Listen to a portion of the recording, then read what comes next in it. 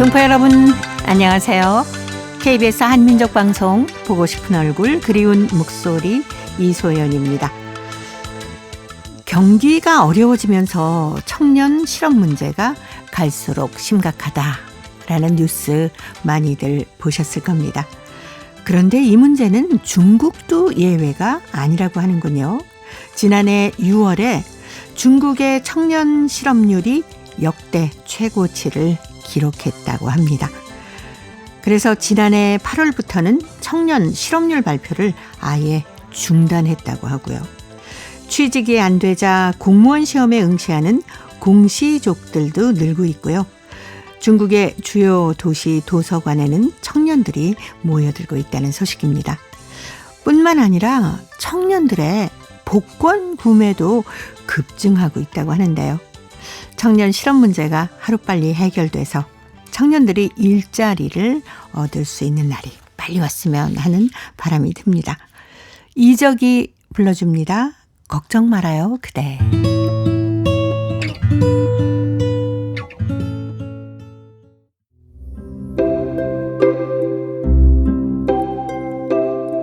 동포 여러분의 편지 사연으로 함께하는 시간입니다. 행복우체통 화요일의 편지 손님 홍익대학교 글로벌 경영학과 전춘화 교수입니다. 어서 오세요. 안녕하세요. 네, 이런 문제 나올 때마다 교수님 가슴이 철렁하시죠? 정말 사실 대학교를 들어오는 목적이 학문을 배우는 것도 목적 중에 네. 하나이지만 본인이 진로와 취업 예. 사실 이게 굉장히 중요한 문제 중에 하나잖아요. 그렇죠. 그러면 학생들하고 이게 상담을 하다 보면 항상 빠지지 않는 것이 교수님 제가 졸업하면 직장을 찾을 수 있을까요? 그렇습니다. 그러니까 나는 예. 정말 열심히 준비하고 자격증 공부도 하고 내가 될 그 직업에 대해서도 너무나 명확한데 사회가 나한테 이런 기회를 줄까? 그래서 저는 이제 홍대에 있다 보니 저희 유학생 중에 사실 그림을 그리는 학생들 굉장히 많아요. 네. 게임 그래픽 디자인. 예. 그런데 AI가 갑자기 들어왔잖아요. 그러면서 뉴스가 뜨는데 중국이나 한국의 대형 이런 그 게임 그림 그리는 이 분야에 정말 많은 사람을 이제 인재가 필요한 AI를 대체를 한다. 이런 뉴스가 뜨는 거예요. 네. 그래서 우리 작년에 심지어 이걸 가지고 스피치 대회 주제까지 하면서 굉장히 심도 깊게 봐봤는데 불안해합니다. 그렇죠. 네.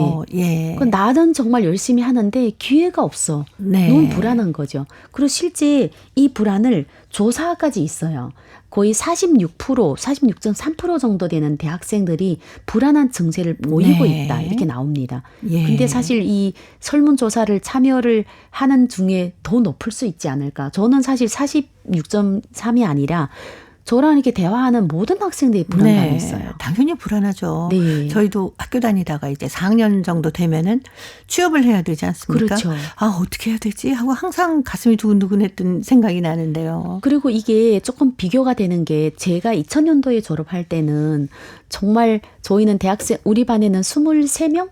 그러니까 뭐 편입까지 28명인데 그 정도죠. 다 일자리가 있습니다. 네. 그러니까 대신 일자리가 약간 넘쳐났어요. 좀 공부 잘한다 하는 뭐 자기 관리 잘한다 하는 친구들은 선택할 여지가 있었는데 지금은 아이들이 선택할 여지가 있는 것이 아니라 졸업했는데 막막한 거죠. 그래서 기본적으로 보면 졸업해서 한 2, 3년 안에 네. 직장 자리를 찾는다. 축하할 일인데 저는 그게 너무 마음이 아파요. 그래서 이 친구들 어떻게 하는가 하면 또 대학원을 갑니다. 네. 사실 더 이상 대학원을 가려고 공부한 거 아니라 왠지 그냥 백수가 되는 이 상태가 학부모도 그렇고 학생들도 그렇고 네. 받아들이기가 힘들어서 더 공부하니까 더 공부하면 더 좋은 기회가 나와야 되는데 그게 아닌 거예요. 그러니까요. 네. 중국도 근데 비슷한 현황이라고 하더라고요. 사실 이 수치가 있는데 네. 2023년도 6월에 정부에서 발표한 청년 실업률이 21.3%다. 네. 이렇게 하고 그 뒤에는 다시 청년 실업률에 대해서는 공표를 하지는 않았습니다. 그런데 실제 이제 그 대학에서 이거 설문조사하고 이런 걸 통해서 보니까 사실 21.3보다는 훨씬 높은 네. 거의 이제 50% 육박하는 그 수치가 청년 실업률이 될 거고 또 통계에 의하면 앞으로 10년까지도 계속 지속될 전망이라고 합니다.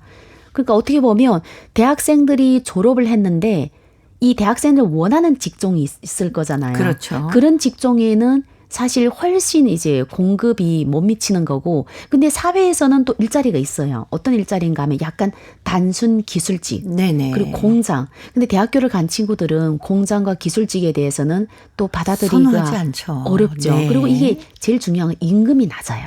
그렇습니다. 그래서 또 이게 그러는 사회는 거겠죠. 이런 거죠. 일자리 없는 거 아니다. 있다. 네. 근데 대학생들은 생각하는 일자리랑 이 사회가 공급하는 일자리가 다르니까 이게 정부에서 나서 좀 해결할 문제가 아닐까. 이거는 한국과 중국 상관없이 다 이런 문제가 있습니다. 전 세계적으로 비슷한 상황이라고 하는데요. 네. 그래서 중국에서도 공무원 시험 준비를 하는 학생들이 늘어나고 있다고 하더라고요. 이게 저도 이제 대학교를 2000년도 대학교 졸업할 때는 공무원을 안 하려고 합니다. 네. 이 급여도 나고 오랫동안 일을 하고 있는데 2003년도에 석사를 졸업하면서 갑자기 공무원 시험에 학생들 관심을 가지더라고요. 네. 안정적이다. 그런데 지금은 얼마나 심각한가 하면 작년 기준으로 중국에서 39,600명을 뽑는 중앙부처 및 산하기관 국가직 공무원 시험에 몇 명이 응시를 했는가 하면 225만 명이 응시를 했습니다. 그러니까 4만 명이 안 네네. 되는 이 공무원 시험에 225만 명이 응시를 했습니다. 근데 이 친구들 대다수가 사실 90년대는 좀 사기업, 임금이 네. 높은 이런 예, 기업에 예. 대해서 좀 관심을 갖는데 2023년도 이 현재는 그러니까 작년이죠. 안정적인 네. 임금이 낮더라도 내가 이제 지속적으로 오랫동안 안정적으로 일을 오랫동안 할 수 있는 직업에 네. 목숨 거는 거죠. 이 비례가 이게 말이 안 되는 비례거든요. 그러네요. 지금 어떻게 될지 모르겠습니다. 네, 한국에 와서 공부하고 있는 중국 동포 학생들 중국으로 다시 가지 않고 한국에서 취업하는 경우도 많죠. 그렇죠. 옛날에는 사실 유학생 졸업하면 뭐 한국에 남을까 중국에 가냐 이러면 그냥 거의 학생들이 이렇게 생각하고 이게 아니라 중국으로 돌아가야죠. 아니면 부모 있는 곳으로 가야죠. 네. 중국의 대도시로 가야죠. 기회가 더 많다. 뭐 항상 이렇게 굉장히 일자리 찾은 것도 아닌데 네. 긍정적으로 얘기했는데 요즘은 물어보면 될 수 있으면 한국에서 일자리 찾을 수 있으면 좋겠다. 이런 답변이 굉장히 많이 나오고 있습니다.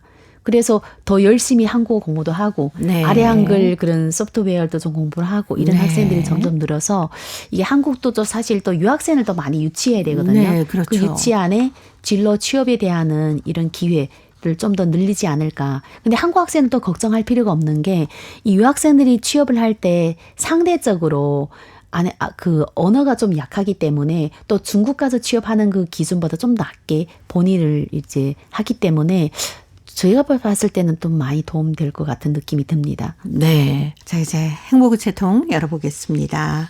대한민국 서울시 강서구에서 남철우 씨가 보내오셨습니다. 나의 출퇴근길이라는 글인데요. 제가 먼저 소개해드립니다. 매서운 한파가 몰아치는 추운 겨울인 오늘도 나는 종전과 마찬가지로 이른 아침에 어두운 장막을 깨우는 알람 소리와 함께 몸이 먼저 적응된 듯 이부자리를 포개면서 하루 일과를 시작한다. 대중교통을 이용하는 많은 사람들도 부지런히 몸을 움직이면서 하나둘씩 버스에 오르기 시작한다. 출근 시간을 엄격히 지키는 나로선 오늘도 예외가 아니다.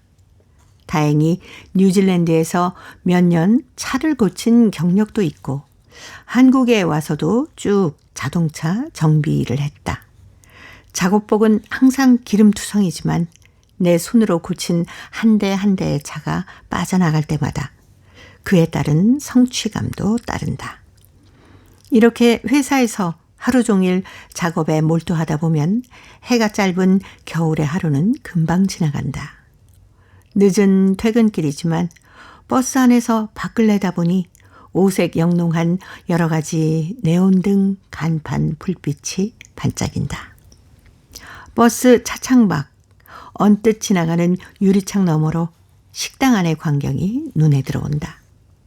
맛있는 저녁 식사를 애들과 함께하는 가족애가 넘치는 식사자리 풍경이 눈에 들어왔다.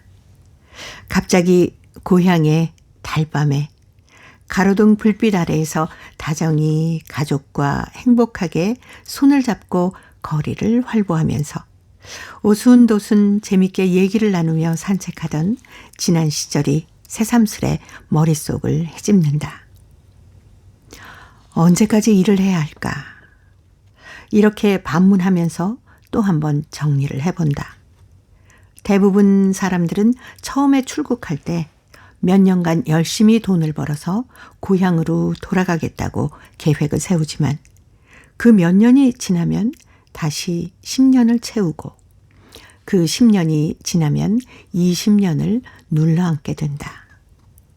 적당한 선에서 그만둘 법도 하지만 사람의 욕심이란 끝이 없는 것 같다. 그렇게 건강하다고 주장해오던 나도 요새 너무 정신없이 승용차 변속기 2대를 연거푸 교환하는 큰 작업으로 근육을 썼더니 여기저기 온몸에 구석구석 잡아당기는 느낌을 받아 연륜을 느낄 때가 가끔씩 있다.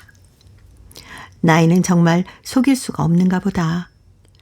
저녁을 먹으려고 밥상에 앉으니 혼술을 하지 않던 내가 은근히 술맛이 땡겨 캬 하면서 몇 잔을 원샷을 했더니 바로 액체 에너지가 기분 전환의 파워로 작동이 돼서 하루의 피곤이 확 풀리는 느낌이다. 저녁을 치른 후 TV를 켜고 오늘의 뉴스를 시청하면서 나도 모르게 졸음이 몰려와 어느새 꿈나라의 낭떠러지에 빠져들어간다. 이렇게 날마다 반복되는 출퇴근의 일상에서 가정의 행복과 노후를 위해서 나는 오늘도 각 분야에서 열심히 뛰고 있는 세상의 모든 아버지들처럼 아침 출근길에 오른다. 우리 가족의 행복과 그 부의 가치를 위해 길을 틔워준 나의 조상 땅. 대한민국에 늘 감사하는 마음이다. 라는 글입니다. 중국에서 한국에 들어오셔서 일을 하고 계시는 많은 아버지들을 대표하는 글인 것 같아요. 그러니까요. 네. 읽으면서도 야 진짜 사실 이분들도 자기 꿈이 있고 놀고 싶을 거고 젊었을 그렇죠. 때 뭐 멋도 부리고 싶고 네. 이런데 정말 묵묵히 가족을 위해서 네. 이렇게 하는 모습이 그림처럼 떠오르니까 저희 이제 이모 삼촌 이모부 네. 뭐 이런 분들이 모습이 다 그대로 그려져 있는 것 같습니다. 이분들 그렇죠. 덕분에 이제 우리 또래 아니면 우리보다 좀 더 어린 네네. 이 조카들이 그나마 이게 아버님 어머님과 만들어준 그 기반에 좀 더 고교육을 받고 좀 더 편안한 삶을 가지고 이 네. 달라지지 않았을까. 그 저는 마지막 이 문장도 너무나 이게 마음에 와닿는 게 네. 사실 이 조상 땅 그리고 이 대한민국에 늘 감사하는 마음을 가지게 하는 게 사실 중국의 저희들 92년도 한중 수교 시기만 해도 소수민족 지역은 약간 변강 지역이거든요. 그러니까 네. 변두리예요. 예, 예. 그래서 중국은 계획경제 시장경제에 들어가면서 개혁개방을 했지만 이 소수민족 지역에 있는 이 땅들은 사실 개혁개방에 들어간 거 아니에요. 네. 그래서 아직까지도 산지나 중국 전체 민족에서 보면 그 유일하게 이제 조선 동포분들이 교육열도 높고 그렇죠. 또 이제 이렇게 해외를 나오면서 한국을 포함한 한국이 제일 큰 계기가 됐죠. 그러면서 더 많은 부를 창출했고 그 부를 창출하면서 후손에게는 더 많은 교육 기회를 줬으니까 네. 옛날 그 가난에서 벗어나는 계기가 돼서 정말 감사하고 또 늘 또 감사만 하면 안 되고 사실 이제 보답을 또 해야 되지 않을까. 네. 그래서 사실 양국 간에 아니면 이게 또 동포와 뭐 한국 간의 어떤 이념 차이도 있고 이런 것도 있지만 사실 좀 더 올라가 보면 이 조상들이 남겨준 그 좋은 그 연결고리 덕분에 네. 우리가 많은 혜택을 받습니다. 예, 저희는 또 저희 입장에서 중국 지역에서 많은 우리 동포 여러분들이 오셔서 그 한국의 노동력도 많이 지금 모자라잖아요. 그렇죠. 근데 그곳에서 어렵고 힘든 일 많이 해주셔서 오늘 그 남철우 씨의 편지 사연을 보면서 저희들이 오히려 고맙습니다라고 말씀드리고 싶더라고요. 맞아요. 왜냐하면 네. 저희들 지금 한국에서 보면 노동하는 사람들밖에 안 보이는데 네. 사실 노동일 빼고도 정말 다양한 분야에 그럼요. 다양한 네. 인재들이 있어요. 사실 이게 나와 있는 석박사들만 해도 얼마나 많고 진짜 한국의 많죠. 대기업에 또 이게 중국 교포 출신 분들이 너무 많은데 그런 분들은 조명되지 않아요.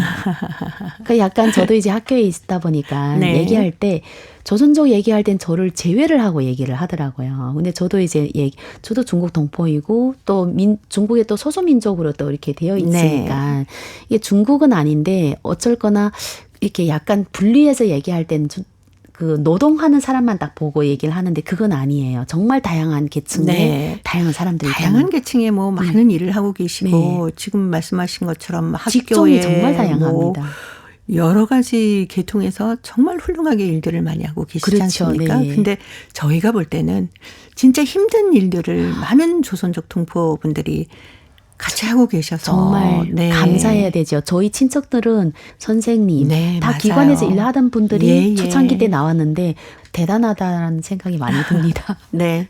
올 한 해도 건강하고 정말 열심히 일을 하셔서 원하시는 것들 많이 이루셨으면 좋겠습니다. 자, 남철우 씨, 지금도 그 자동차 관련 계통에서 일을 하고 계신데 사실 이게 굉장히 중요한 일 아닙니까? 그렇죠. 사람의 목숨을 싣고 다니는 게 자동차인데 하나하나 꼼꼼하게 잘 해주셔서 우리의 거리가 교통으로부터 안전할 수 있게 애써주시기 바랍니다. 오승근입니다. 내 나이가 어때서.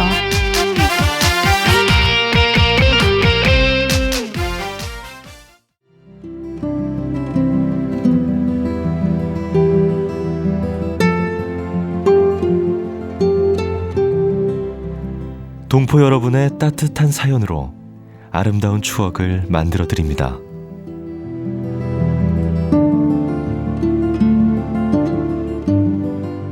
보내실 곳은 대한민국 서울특별시 영등포구 여의공원로 13 KBS 한민족 방송 보고 싶은 얼굴 그리운 목소리 담당자 앞이고요. 인터넷 주소도 알려드립니다. KBS 홈페이지 www.kbs.co.kr에 접속하신 다음 라디오, 한민족 방송, 보고 싶은 얼굴 그리운 목소리를 순서대로 클릭하신 다음 청취자 참여 코너에 글을 남기시면 됩니다.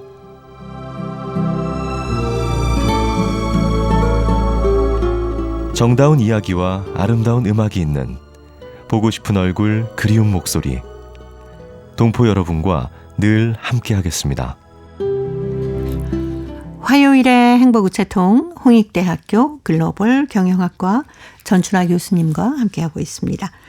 자, 오늘 두 번째 사연 중국 길림성 연길시 전은도 학생이 보내왔습니다.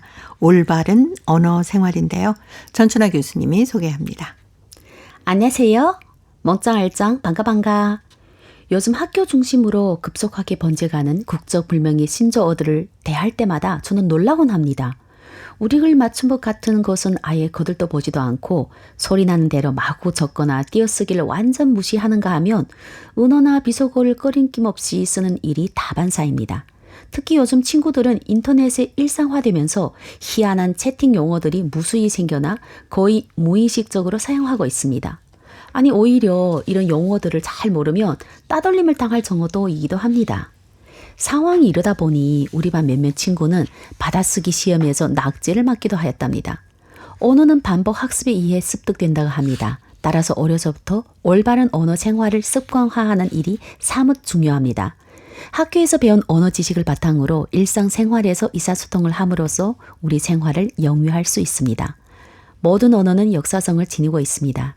시간이 흐름에 따라서 있었던 말이 사라지기도 하고 종전에 없었던 말이 새로 생겨나기도 하며 때로는 의미나 뜻이 변하기도 하면서 표준 우리말이 점점 이 세상에서 사라지고 있답니다. 그러기에 우리는 체계적인 법칙을 세우고 일정한 기간마다 현실에 맞게 수정 보완해 가면서 틀린 부분을 잡아주는 올바른 언어 생활을 하도록 하는 것이 필요하다고 생각합니다. 지금과 같이 잘못 사용하고 있는 언어 현상이 단순히 유행어 수준이라면 그리 크게 걱정할 필요는 없겠지요. 유행어란 어느 시기가 지나면 자연히 사라져 버리니까요. 하지만 이런 잘못된 용어들이 다음 세대까지 이어진다면 우리말의 앞날은 결코 낙관적일 수만은 없을 것이고 우리 민족의 전통과 문화에도 영향을 줄 수 있습니다. 역사적으로 보아도 만주족과 만주어가 증명해 주듯이 언어가 사라지면 민족 그 자체도 결국 사라지게 되는 것입니다. 참 안타까운 현실입니다.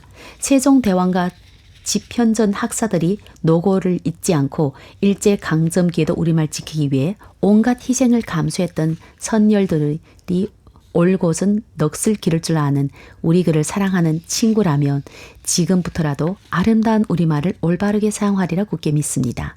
물론 저부터 올바르게 정확하게 영위해 나가겠습니다. 더구나 우리말은 세계에서도 가장 과학적인 언어라고 일컬어지지 않았습니까? 네. 전은도 학생, 지금 소학교 6학년인데, 아니, 어쩌면 왜 우리말을 바르게 써야 하는지 이렇게 논리정연하게 글을 잘 썼을까요? 저도 참 이게 아이가 썼다는 예. 것을 떠나서 너무너무 공감하고 이렇게 표준어를 많이 써야 된다고 생각을 합니다. 네. 왜냐하면 세대 차이도 나고 무슨 말 하는지 이해도 안 되고 그러니까요. 그리고 학교에서 강의를 하다 보니까 학생들이 그 리포트에도 네. 정말 이상하게 이 철자가 틀린 게도 나오고 제가 이해 못하는 글들 나와서 막 걱정되거든요. 리포트에도 그렇습니까? 그러니까 이게 서면어하고 일반화 말을 네. 막 섞어서 쓰는 학생이 종종 나올 때가 네. 있으면 놀랄 때가 굉장히 많은 거죠. 어느 습관을 좀 어려서부터 바르게 써야 되지만 그 신조어나 막 줄임말 이런 것들이 소통도 사실 불가하게 하거든요. 그렇죠. 그리고 그 문화권에 있지 않고 다른 데서 잠깐 왔을 때 똑같은 뜻인데 왜 웃는지. 그리고 저는 이렇게 막 비속어나 유행어를 그렇게 좋아하는 편이 아니거든요. 왜냐하면 유행어는 금방 유행을 타니까 어린애들 따라 배워서 그게 표준어인지를 네. 아니까. 그걸 또 귀엽다고 어른들이 막 칭찬해주면 저희 우수한 언어가 사라질까 봐 걱정입니다. 예. 그러니까 우리 말과 글, 우리 은도 학생이 얘기한 것처럼 바르게 잘 써야 되겠죠. 악뮤가 불러주는 가나다 같이 들으면서 홍익대 글로벌 경영학과 전춘아 교수님, 다음 주에 뵙겠습니다. 감사합니다.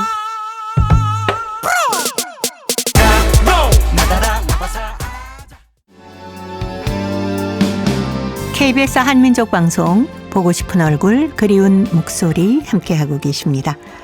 자, 이제 동포통신원들과 전화를 연결해서 여러분 계신 곳에 새로운 소식 전해드립니다. 통신원 리포트인데요. 오늘은 중앙아시아 카자흐스탄 그리고 러시아 사할린 소식 준비했습니다. 먼저 카자흐스탄의 김상욱 통신원 만나보겠습니다. 김상욱 통신원 안녕하세요. 예, 안녕하세요. 네, 반갑습니다. 예, 반갑습니다. 알마티 고려민족중앙회가 올해 창립 35주년을 맞았다면서요? 1989년 구소련에서 개방 조치가 이루어지면서 시작된 고려인 민족운동의 산물이죠. 알마티 고려민족중앙회가 올해 창립 35주년을 맞이했습니다.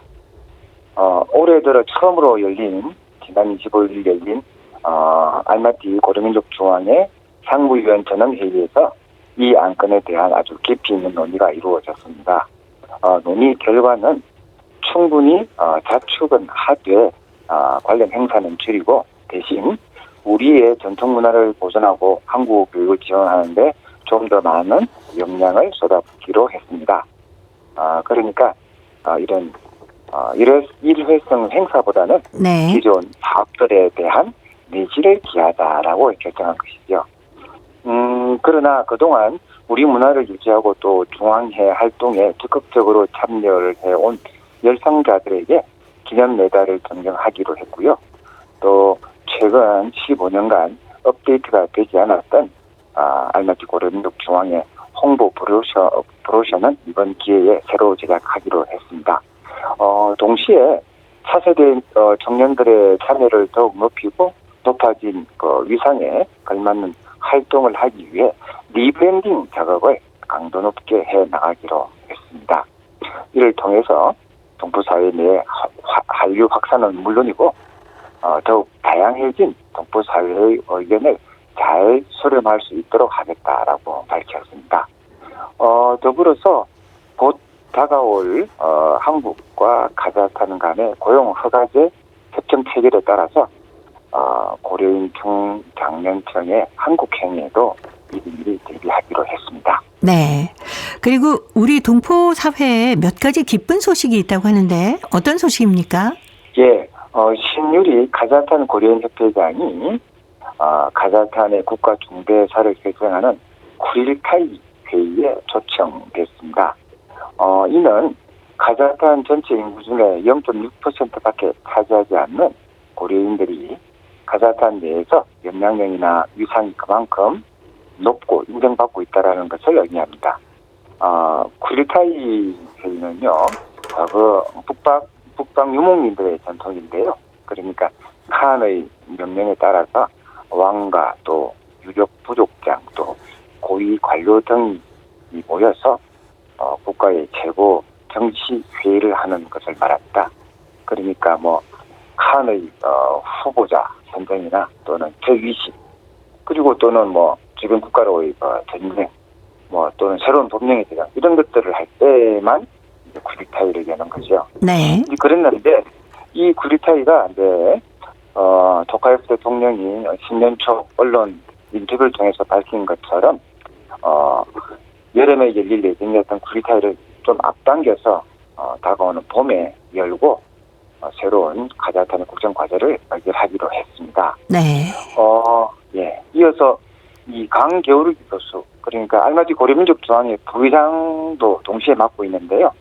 이 강 교수가 이번에 토카예프 대통령으로부터 직접 감사의 편지를 받았습니다. 왜 받았냐 하면요. 이 정치적 탄압 피해자들의 명예회복과 복권을 위한 국가위원회 활동에 적극 참여했기 때문인데요.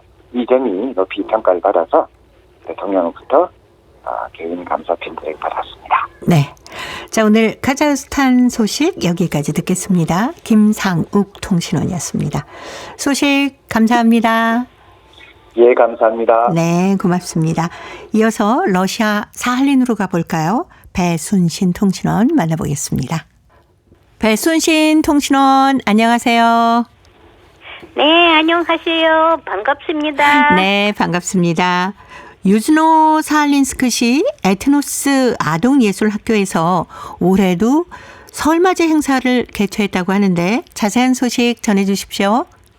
네, 유즈노사갈린시 에트노스 아동예술학교는 해마다 음력설이면 설맞이 행사를 개최하는데 이번에도 역시 행사를 개최했습니다. 보통 여러 가지 형태로 행사를 하는데 이번에는 특히 제1 페루의 중앙 TV 채널에서 방송되는 인기가 많은 쇼인 더 보이스 보컬 경연대회가 열려 관심을 끌었습니다. 학생들은 여러 단계의 블라인드 오디션을 통해 에트노스 학교 한민족과 가학생 중 최종 진출자 12명을 선발했습니다. 심사위원 3명이었는데 이 멘토가 한 명당 4명을 지도하게 되는데 출연자들은 멘토가 제안하는 민요나 민속인 노래를 불러야 했습니다. 이 최종 대회는 지난 11일 한인문화센터에서 열렸습니다. 사실 출연자들에게 좀 낯선 분야였어요. 그래서 모두가 훌륭하게 대처하여 러시아 민속과 한국 전통이라는 두 가지 다른 문화의 절대적으로 놀라운 조합으로 청중을 사로잡았습니다. 최종 수상 순위는 청중들의 온라인 투표로 결정되는데 쇼 프로젝트 더 보이스의 우승자는 김유미가 되었고 2위는 박아나스타시아, 3위는 김유라니카가 차지했습니다. 속간나 학생에게는 승리에 대한 의욕이라는 특별상이 차려졌습니다. 진출자들이 새 출연을 준비하는 동안 한민족 기술과 모든 학생들이 학반대로 차례로 무대에 올라 다양한 민속 공연을 펼쳤습니다. 이들은 무용도 하고 사물놀이도 하고 가야금, 피리 등 연주도 하기도 했습니다. 더보이스 행사의 멘토, 수상자, 결선 진출자, 축하 공연 참가자를 비롯 에트노스 학교 미취학 아동부터 졸업생까지 음력서를 축하하는 의미에서 다 함께 새해 장난감 노래를 부르며 행사가 마무리되었습니다. 네. 자, 오늘 사할린 소식 여기까지 듣겠습니다. 소식 잘 들었습니다. 네, 감사합니다. 네, 고맙습니다. 유즈노 사할린스크시 에트노스 아동예술학교에서는 해마다 음력설이면은 설맞이 행사를 개최하는데요. 올해도 변함없이 설맞이 행사를 가졌다고 합니다. 이번 행사에서는 축하 공연은 물론이고 연극식 공연, 또 바자회, 전통놀이, 음력설의 미스 선발 대회 등도 열었는데요. 특히 올해는 제1중앙TV 채널에서 방송이 되는 더 보이스 보컬 경연대회가 열려서 관심을 끌었다고 합니다. 에트노스 학교 한민족과 학생 중에 최종 12명이 선발이 됐는데 이 출연자들은 멘토가 제안하는 민요나 민속 노래를 불러야 했다고 해요.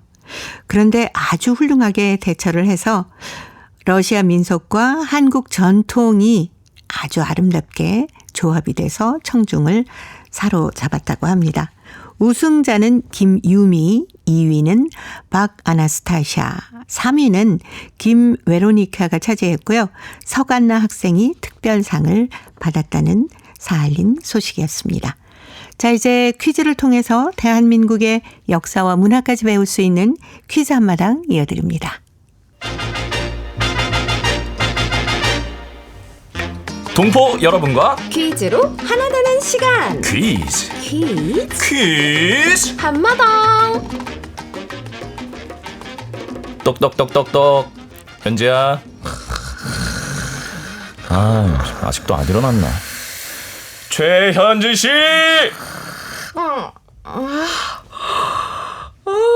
이 새벽에 누가 날 부르는 거야? 현지야. 진짜 쟤는 꼭두 새벽부터 웬일이야? 일어났네. 야, 조금 있으면 해가 중천에 뜨는데 아직까지 자면 어떡해? 네가 깨웠잖아. 야, 현지야. 왜 자꾸 불러? 현지야. 나 여기 있잖아. 왜? 대답을 해야지. 대답했잖아. 제대로 해야지. 현지야. 내 이름 불러서 이름 달아지겠다. 아니야, 계속 이름은 달지 불러가지고? 않아. 달지 않아, 이름은. 현지야. 이제 됐지? 내 더위 사과! 야, 잠깐만, 뭐야? 너 이거 하려고 지금 계속 그렇게 나 부른 거야, 지금? 그럼 내가 아침부터 널 왜 부르겠나? 나 진짜 그냥 잠이나 계속 잘걸. 더위 안 사요. 가져가. 나 절대 안 사. 난 안 사. 이미 팔았어. 반품은 사절이야, 사절. 네, 아침 일찍부터 친구를 찾아와서 이름을 부른 이유가 있었네요. 그러게요. 네, 오는 24일이 음력으로 1월 15일 정월 대보름인데요. 이것은 정월 대보름에 하는 우리나라 고유의 풍습입니다. 네, 이것은 정월 대보름날 아침 해가 뜨기 전에 만난 사람에게 더위를 파는 풍습인데요. 네, 상대방의 이름을 부르고 대답을 하면 내 더위 사과라고 외치면서 더위를 팝니다. 그렇게 하면 자신의 더위를 상대방에게 떠넘길 수 있다고 믿었는데요. 네, 이것을 하면 그해 더위를 잘 견딜 수 있다고 믿었습니다. 다소 장난기가 섞인 풍습이긴 한데요. 더위를 산 사람은 반드시 다른 사람에게 더위를 팔아야 그해 더위를 타지 않는다고 합니다. 그래서 더 적극적으로 더위를 팔려고 했습니다. 네, 이것은 가족이나 어른들에게는 잘 하지 않고요. 친구들 사이에서 주로 하는데요.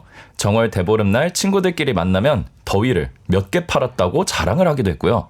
때로는 더위를 사고 파는 과정에서 말다툼으로 이어지는 일도 있다고 합니다.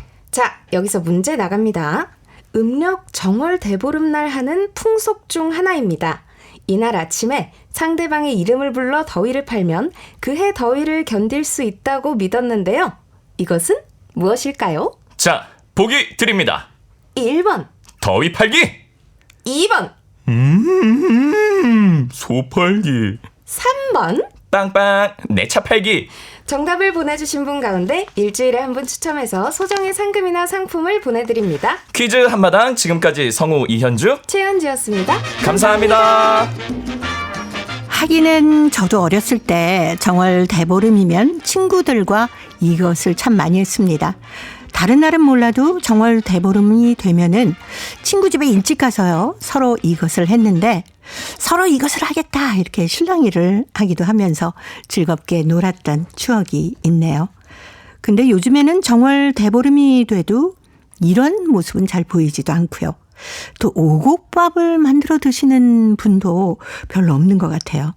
뭐 부럼 깨기 정도 이렇게들 하고 있습니다. 이런 의미 있고 즐거운 풍습이 계속 이어져 갔으면 좋겠네요.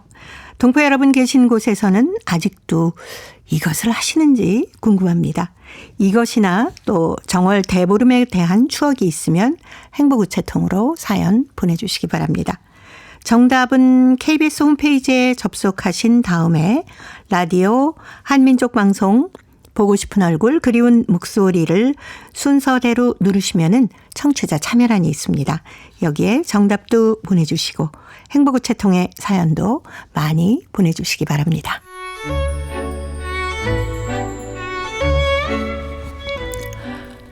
고려인들의 역사를 재조명하고 그들의 삶의 애환을 살펴보는 시간입니다. 고려인 이야기. 사단법인 고려인 마을 역사유물전시관의 김병학 관장님 전화로 만나봅니다. 관장님 안녕하세요. 예, 안녕하십니까. 자, 어제가 겨울이 가고 봄이 왔음을 알려주는 절기상 우수였습니다. 남녘 광주는 봄 기운이 아무래도 서울보다 더 가득할 것 같은데요. 예, 늘 남쪽이라 서울보다 봄이 일찍 오고 네. 겨울은 더 천천히 오고 그렇습니다. 예, 어느 정도 봄 기운이 느껴지세요? 예, 그 기운을 어떻게 표현해야 될까요? 예, 완연한 봄이죠. 예, 예. 완연하다기보다는 또 추위도 오기도 합니다만은 네네. 그래도 봄이 확실히 온 그 느낌이 들지요. 그렇죠. 바람결이 다르지 않습니까? 예, 그렇죠. 예. 네. 자, 요즘 시간에 고려인 한글 문학에 대해서 살펴보고 있습니다. 광제 이주가 고려인 문학에도 많은 영향을 끼치지 않았을까요? 예, 그렇죠. 사실 고려인들의 삶은 네. 문학뿐이 아니라 모든 정치, 경제, 사회, 문화, 역사. 사실 고려인들이 어떤 문화생활, 사회생활, 인간으로서 공동체 생활을 하는 측면에서 보면 네. 강제 이주 이전과 이후로 모든 것이 나뉘지요. 예. 그런 측면에서 문학도 당연히 강제 이주 이전에는 연해주 지역이 아무래도 우리 한반도와 맞닿아 있고 또 중국에 사는 동포들하고도 또 교류가 있고 이렇게 하니까 서로의 그 인간적인 왕래 속에서 서로 영향도 많이 주고받고 했었지요. 그런데 강제주 이후는 말 그대로 당시에 뭐 지금처럼 인터넷이 있었습니까? 전화가 그렇게 통했습니까? 6,000km 멀리 떨어진 딴 곳에 고립된 곳으로 끌려가서 네. 말 그대로 어떤 개토에 고립된 그리고 이야기하면 뭐 다인이 추적했던 그 갈라파고스 그 군도 그쪽은 육지와 떨어져서 따로 진화했듯이 완전히 떨어진 지역에서 한글 문학도 새로 시작했기 때문에 완전히 강제주 이후에는 많은 측면에서 달라졌다고 봐야죠. 네. 연해주에 살던 고려인들이 강제 이주로 인해서 그곳을 떠났을 당시를 생각하면 참 많은 감회들이 있을 것 같아요. 예, 우리가 그걸 다 헤아릴 수는 없죠. 그런데, 네. 우리가 지금이야 신시대 유목민 또는 보헤미안, 요즘은 신유목민 이런 표현을 많이 쓰지 않습니까? 지금이야 전 세계가 지구촌으로 되고 또 교통과 통신이 잦고 또 이렇게 이동하는 것이 전혀 어려움이 없어서 그렇지만은 예전에는 사실 고향을 떠나는 것 자체가 굉장히 서러운 일이고 그 뿌리에서 단절된 것이고 이 여러 가지 그 당시에는 상실감이 컸던 그런 시기였지 않습니까? 그런데 그 당시에 모국 뿌리 이 근거지에 살았던 데서 그야말로 완전히 알 수도 없는 미지의 곳으로 수천 킬로 떨어져 가서 이렇게 살게 됐다는 것을 네. 생각해 보면 그건 그야말로 지금 상상하기 어려운 그 심리적인 사회적인 충격이었을 겁니다. 네. 근데 고려인들이 이렇게 강제 이주를 당할 때 연해주에서 거의 모든 것을 버리고 떠나면서 거의 최소한의 짐만 가지고 열차에 올랐을 겁니다. 예, 그건 뭐 역사적인 사실이죠. 네. 그 당시에 당연히 부동산은 당연히 가져갈 수가 없었고. 그렇죠. 그래서 그 많던 그 정말 정성을 들여서 자손 만대로 물려주고자 튼튼하게 지었던 집을 비롯해서 모든 네. 옥토로 가꾸었던 전답 토지들, 그리고 부동산은 아니지만은 당시에 뭐 소나 말이나 이런 그 어떤 가축들, 네. 심지어는 뭐 작은 것까지 모든 걸 두고 와야 됐고, 심지어는 네. 식량도 뭐 무거워서 가져올 수 없고, 화물 열차에 몸하고 간단한 보따리만 가져가기 했으니까 실질적으로 거의 모든 것을 거기에 두고 몸만 떠나왔다고 봐야죠. 참 그 비극의 역사였죠. 예. 근데 사람들이 워낙 많았기 때문에 기차를 타는 것도 힘들었다고 하는데 어떤 모습이었을까요? 예, 그때 뭐 1세대들 증언을 들어보면은 네. 이제 그 시골 그 먼 데서 사는 사람들은 한 뭐 보름 전에 강제이주 되니까 준비하라고 통보를 해주고, 예. 도시에 살던 사람은 불과 3, 4일 전 막 그럴 때 통보를 많이 했다고 해요. 왜 그러냐면 도시에 사는 사람들은 그런 이야기를 듣고 멀리 도망갈지 모르고, 네. 그리고 시골에 있는 사람들은 시골에서 짐을 싸가지고 당시에 뭐 교통이 좋지 않으니까 네네. 싣고 기차역까지 오고 그런 것까지 계산을 해서 이렇게 하다 보니까 정말 오면서도 그 힘들고 또 타는 것이 그 힘들었던 게, 그 과정에서 정말 노숙을 해가면서 어디에 모여서 또 타야 되고 이런 것도 있고, 또 어떤 부류들은 가족들과 헤어져서, 그러니까 그쪽에서 정해진 행정구역상 이렇게 사람들끼리 타야 되니까 그때 가족들과 헤어져서 따로 열차를 타서 오랫동안 생사를 모르고 지냈던 사람들도 많고, 예. 그야말로 눈물과 한숨이 속속들이 스며든 그런 이주 길이었습니다. 예. 그런데 그 중에서도 그 강제 이주 당하면서도 모국어 활자 주조기 이런 것들을 가지고 움직이셨다면서요. 그게 참 그걸 생각하면 네. 고려인 우리 그 선배 언론인들한테 그 저절로 고개가 숙여지는데, 네. 이분들이 사실은 당시에 그 언론인으로 일했던 사람들은 가장 많은 정보를 안다고 해서 부장급은 모조리 체포돼서 대부분이 처형됐고, 네. 또 신문사에서 일했던 사람들은 그야말로 정부의 어떤 감시 대상이었는데, 그럼에도 불구하고 살아남았던 사람들이 과감히 당국에 신문 활자와 활자 주조기를 가져가게 해달라. 네. 그렇게 해서 그걸 고이 가져왔기 때문에, 또 중앙아시아에서 물론 그게 아니었어도 신문이 또 발행이 될 수는 있었겠지만은, 불과 강제이주 이후 1년도 안 된 시점에서 바로 신문을 복간하고 또 한글 문학이 피어나고 이렇게 할 수 있었던 것은 전적으로 이분들이 모국어 활자와 활자 주조기를 가져왔기 때문에 정말 감사하게도 더 늦지 않게 빠른 시일 내에 한글 문학과 이 신문이 시작이 됐던 것 같습니다. 예. 그만큼 우리 말과 글을 지키겠다는 그런 신념이 크신 거겠죠.